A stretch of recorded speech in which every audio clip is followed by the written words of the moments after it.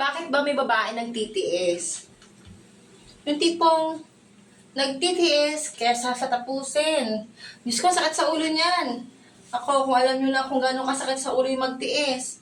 Wala nang kwenta. Nagtitiis na lang talaga. Yung tipong nararamdaman mo sarili mo is naaawa ka na lang.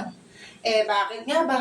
Kasi una-una, may mga babae kasi na naniniwala na sa katagalan, magbabago pa rin si lalaki. Kaya totoo niyan, hindi naman talaga magbabago yan.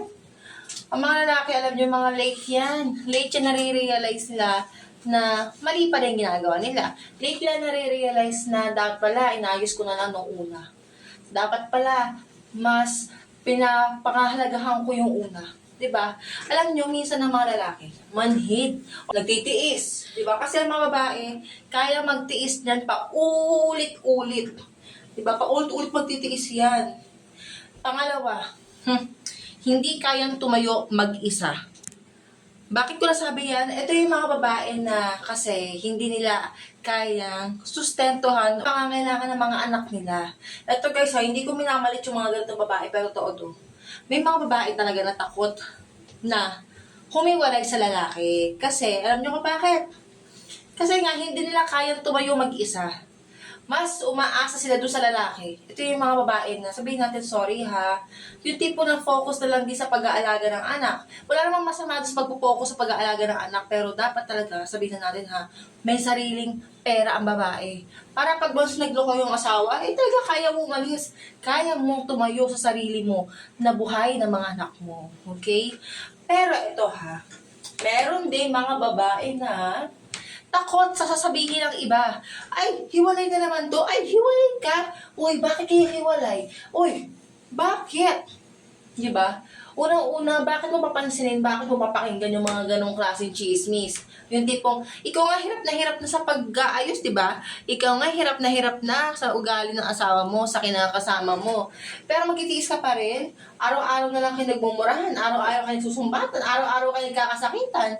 Hindi na pwede yun. Foul! Pag ganun, kiss na. Minsan nga lang pagbuhatan ka ng kamay, dapat talaga layasan mo na. May mga babae kasing takot sasabihin ng iba. Takot sasabihin ng mga kaibigan na failed na naman yung relasyon mo. Iniwan ka na naman. Wala ka na namang asawa. Wala ka na naman jowa. Siguro ikaw may problema. Diba? Karamihan kasi tayong mga babae yung nasisisi. Kaya iniwan yan kasi may ugali yan. Kaya yan iniwan kasi, alam mo, hindi talaga yan natatagal sa mga lalaki. Diba? Pero ang totoo niyan, tayong mga babae, matiisin lang tayo. Hindi naman tayo magiging ganun ugali kung hindi dahil sa mga lalaki na yun, diba? O next naman, mahal mo lang talaga. Ayaw mong pakawalan. Kasi iniisip mo na hindi mo naman actually, hindi mo talaga iniisip yung anak mo eh. Ang iniisip mo doon yung reputasyon mo. Mahal mo kasi yung lalaki, kaya ayaw mo pakawalan. Diba? Kasi iniisip mo pa lang na may advance ka pag-iisip na, paano na yan? Sino magiging kasama niya? Sino magiging next na babae niya? Di ba parang may ganun agad? Yung factor na mas iniisip mo agad yung mga advance na mangyayari kesa dun sa dinadanas mo. Pero ang totoo niyan, dapat talaga, pag once na naglolo ko, pag once na pauut-uut yung ginagawa, naku, hindi na, wag mo na isipin yung mga ganong moments nyo, no? Ganito kasi yun eh. May mga babae kasi na sabihin natin na kahit hiwalay na, or kahit naghiwalay na, or tinapos yung relasyon doon sa lalaki, nagsiselos pa rin. Humahabol pa rin. Sila itong nakipaghiwalay na, pero sila itong naghahabol. Uy, tinamaan ka, di ba? Ikaw yung nakipaghiwalay kasi nga, hindi mo na kaya yung dinadanas mo, pero ikaw pa rin yung mismong naghahabol doon sa lalaki. Ito yun, di ba?